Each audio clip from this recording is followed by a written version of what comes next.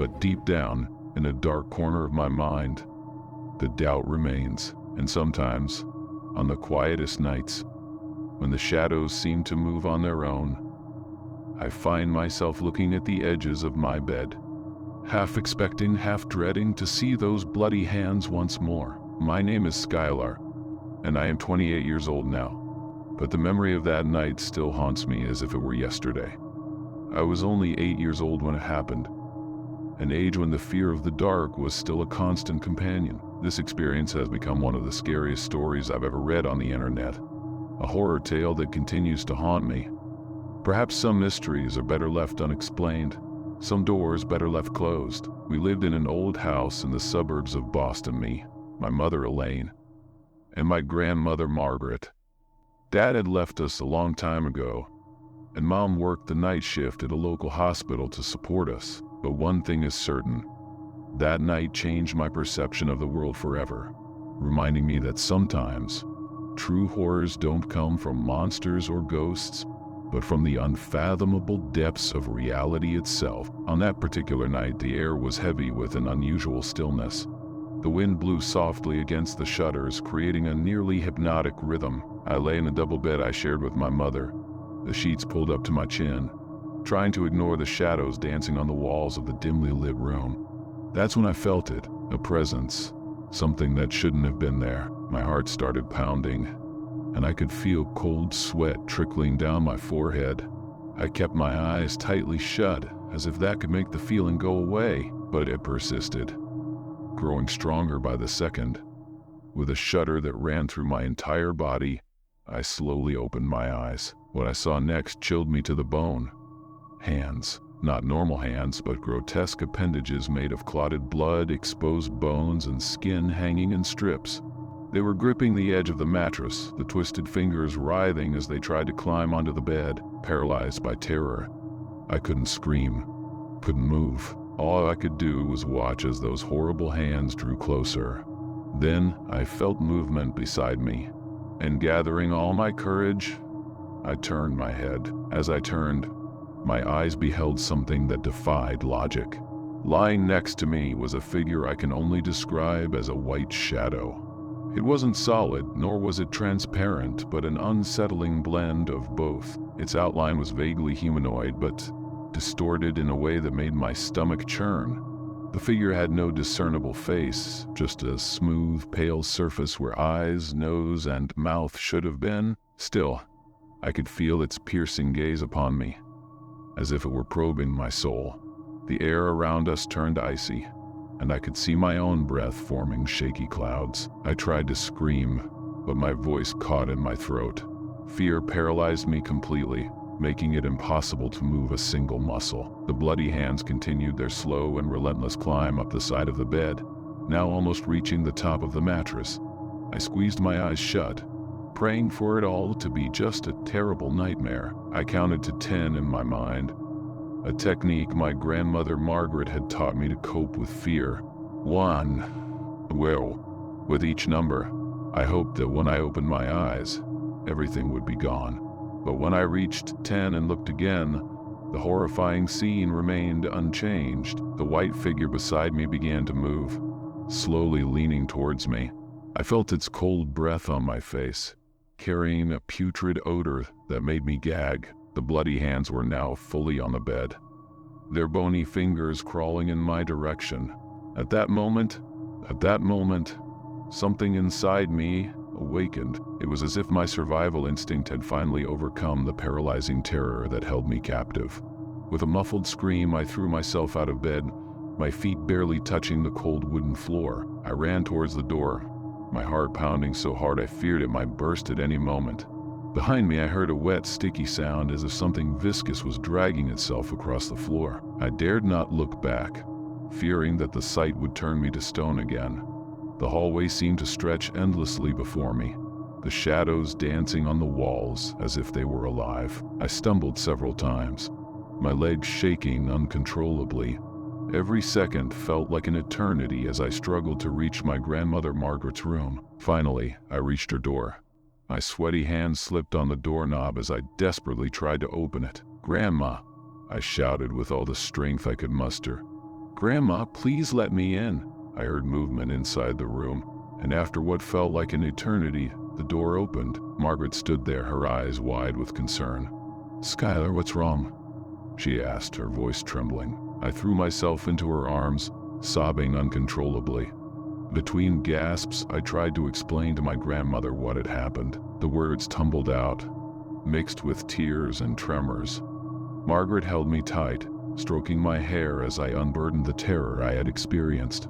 "It's all right now, dear," she murmured, but I could sense the tension in her voice. Her eyes darted across the dark corridor, as if she feared something might emerge from the shadows at any moment. "Let's stay here, okay? We don't need to go back there." We spent the rest of the night in Margaret's room, me curled up in her arms, unable to close my eyes. Every time I tried, the horrible images returned to haunt me.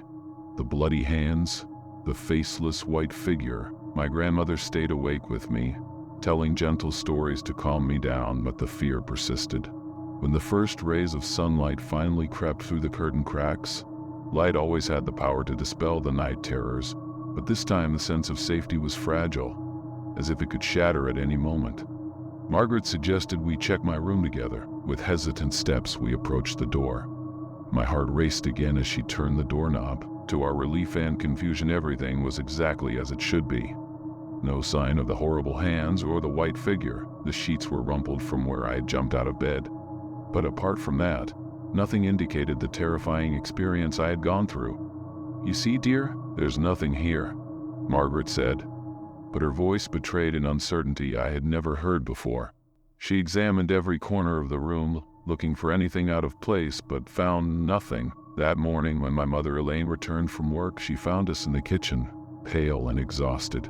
We told her what had happened, or at least what I believed had happened. Elaine listened attentively, her face a mix of concern and skepticism. "It must have been a very vivid nightmare, Skylar," she said finally, hugging me. "Sometimes our minds can play tricks on us, especially when we're alone in the dark." I wanted to believe her. I wanted to believe that it was all just a terrible dream, but something inside me knew that what I had experienced was too real to be merely a product of my imagination. The sensations, the vivid details, the absolute terror, they all remained etched in my memory with chilling clarity. In the days that followed, my mother made arrangements for me to never be alone in that night again. Margaret started sleeping in my room when Elaine had night shifts, but even with these precautions, the fear lingered. Every shadow, every strange noise made me jump.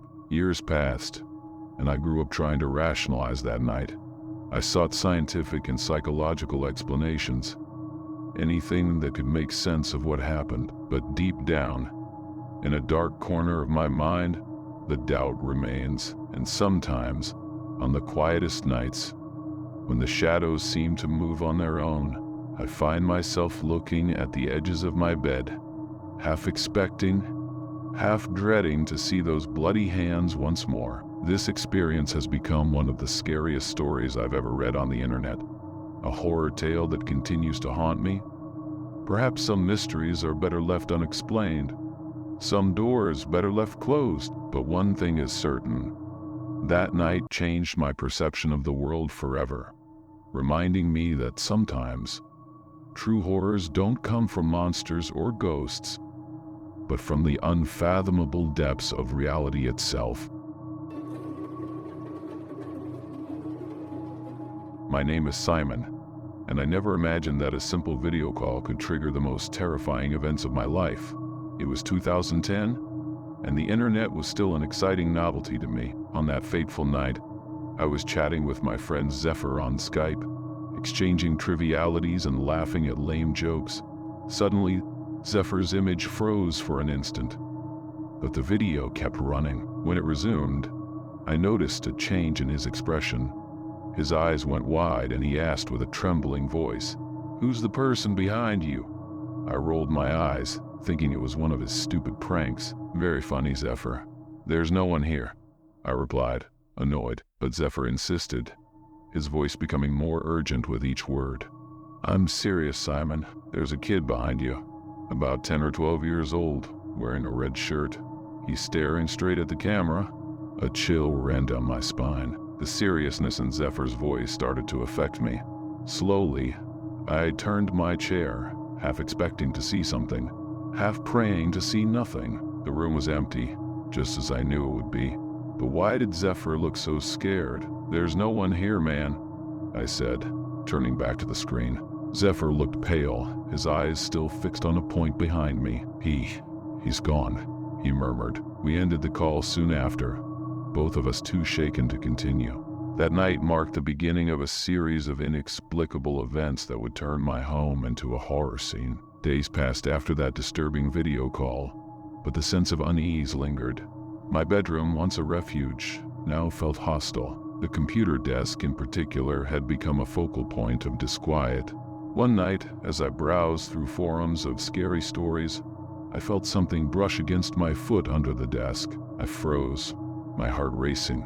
"It must be a rat," I thought, trying to calm myself down, but the sensation continued, like icy fingers exploring my skin. I jerked away, almost knocking over the chair. I looked under the desk, expecting to see tangled wires or some small intruder. Nothing, just the dark emptiness staring back at me. The following nights brought more disturbances. Objects seemed to move when I wasn't looking. My mother, Lyra, started commenting on things moving by themselves in the kitchen. I wanted to dismiss it all, attributing it to stress or an overactive imagination, until I saw it with my own eyes. A glass in the sink, upside down, started to tinkle as if something was trapped inside. I stood paralyzed, watching it move without anyone touching it. The scary stories I loved to read online seemed to come alive in my own home. The climax came when I started having night visions. Around 2 a.m., I would wake up to see female silhouettes in white standing around my bed. They never spoke, never moved, just watched. I tried to convince myself it was sleep paralysis, but the terror I felt was too real to ignore. My Aunt Raven, who visited us frequently, also reported strange experiences. "Something touched my foot under the computer desk," she said one day, her face pale with fear. It was the confirmation I dreaded. He wasn't alone in these chilling experiences. The tension in the house grew by the day. We slept poorly, startled by every noise. The shadows seemed darker, the corners more menacing. Our home, once a cozy haven, had transformed into a constant horror scene. That's when my grandmother Willow decided to intervene. With a determination that only comes with age, she declared it was time for a thorough cleansing, not just physical, but spiritual. "There are negative energies here," she said, her eyes shining with ancient wisdom, "and we're going to drive them out." The morning arrived with an air of anticipation. Grandmother Willow, her gray hair pulled back in a tight bun, arrived early, carrying a mysterious bag. Her eyes, usually gentle, held a gleam of determination I rarely saw. "Simon," she said, her voice firm, "today we're going to cleanse this house of all negative energies. I'll need your help." I nodded, feeling a mix of fear and relief. Finally, someone was taking action against the inexplicable events that plagued us. We started in the kitchen, the place where my mother Lyra had first noticed strange occurrences. Willow lit a handful of herbs, filling the air with aromatic smoke. "Sage," she explained. "It purifies the environment."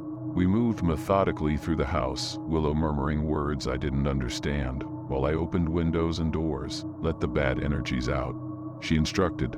The air felt lighter with each room we cleansed. When we reached my bedroom, a shiver ran down my spine. There, near the computer desk, where it had all started, the atmosphere felt denser, almost palpable. Willow paused, her eyes narrowing. "It's here," she murmured. "This is where it's concentrated." She took out a small vial from her bag and sprinkled a clear liquid into the corners of the room. The scent of lavender filled the air, overriding the musty smell I hadn't even noticed before. As we worked, Willow began to speak. "You know, Simon, sometimes the digital world opens doors that shouldn't be opened. Online horror stories, haunted tales. They can attract energies we don't fully understand." Her words made me reflect on all the scary stories I had read online, on the paranormal forums I frequented. Had I somehow invited these forces into our home by indulging in these tales? The cleansing continued for hours. By the end, we were exhausted, but there was a palpable sense of change in the air. The house felt brighter, lighter. The shadows in the corners didn't seem as menacing. That night, for the first time in weeks, I slept without interruptions. No visions of women in white, no unexplained sounds. When I woke up the next morning, I felt as if a weight had been lifted from my shoulders. In the following days, normalcy gradually returned to our home. Objects stayed where we left them, and the night silence was just silence. Zephyr called me a few days later, asking if everything was all right. I told him about Willow's cleansing, and he seemed relieved. "You know," he said, hesitant, "I really did see something that night. I wasn't joking." "I know," I replied, feeling a last shiver. "But it's over now." As I hung up, I looked at the computer screen. The windows of horror story forums were all closed. I decided that, for a while, I'd keep the world of the unexplained where it belonged in the digital fiction. Weeks passed since Willow's cleansing, and life resumed its normal course. However, the experiences I had went deep, leaving imprints on my psyche. Sitting in front of the computer, now free from unsettling presences, I reflected on everything that had happened. The scary stories I used to devour online now felt different. They weren't just harmless entertainment anymore. They were potential gateways to a world I didn't fully understand. Every account of eerie experiences, every real-life horror tale, resonated in a new and disturbing way. One night, while browsing idly, I stumbled upon a forum dedicated to discussing the dangers of online horror stories. Users shared their own inexplicable experiences, many of them eerily echoing mine. One comment in particular caught my attention. "Sometimes when we delve deeply into these scary narratives, we open doors in our minds, and we don't always know what might walk through them." Those words made me think of what Willow had said about the digital world opening doors that shouldn't be opened.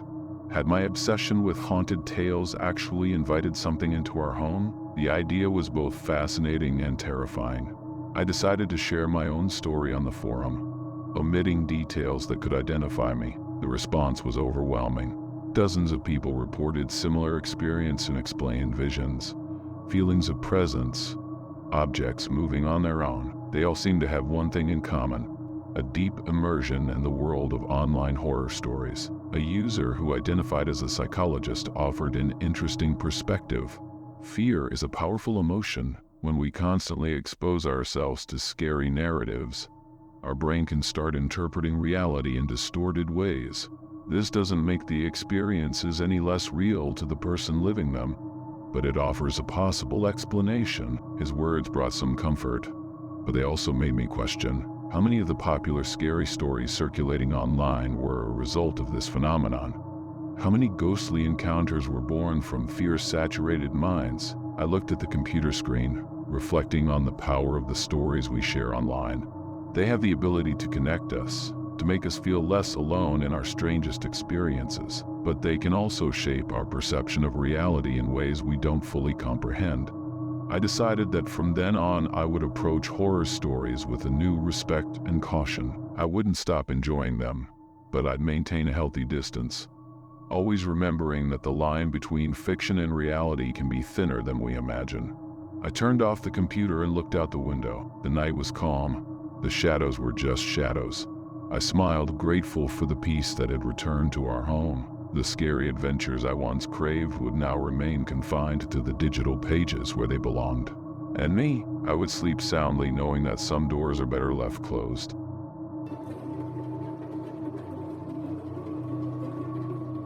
My name is Evelyn, and a few years ago, I lived through one of the most terrifying experiences of my life.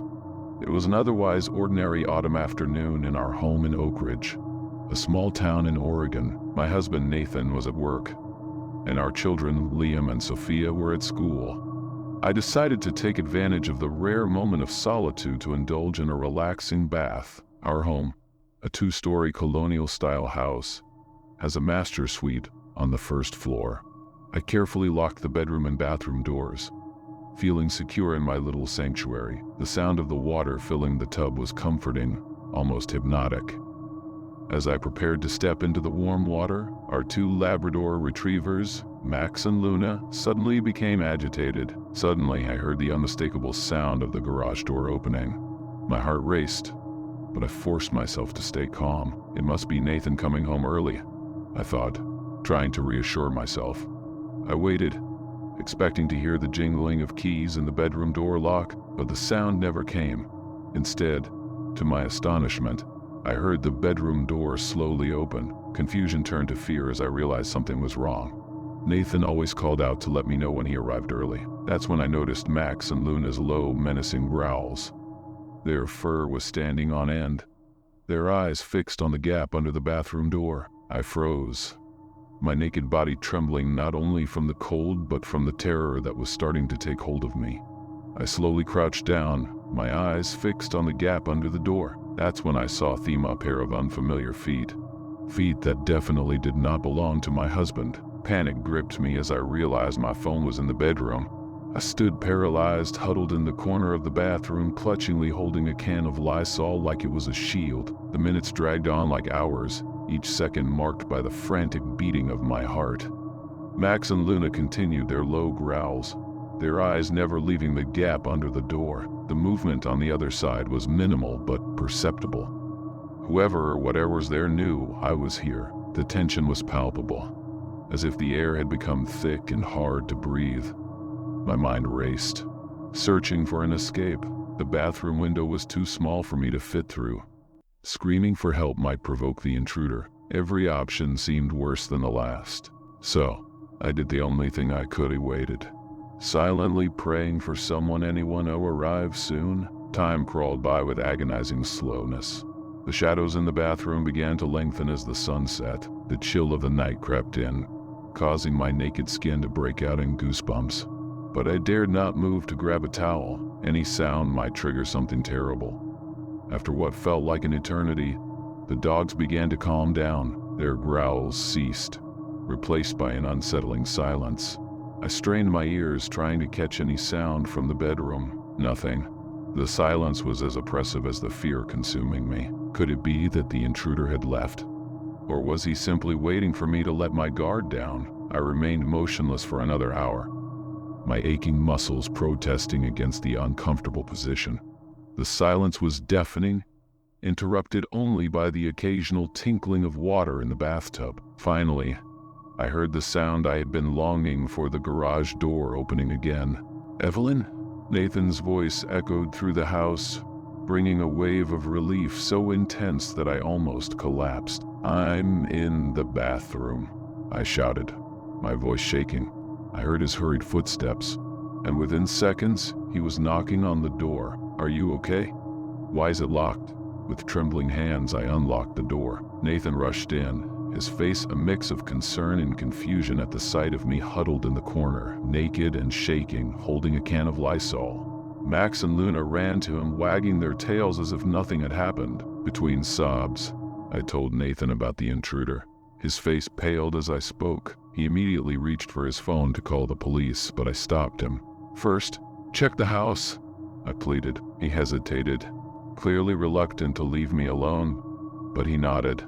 Nathan meticulously checked every room, every closet, every hidden corner of our home. He returned looking perplexed.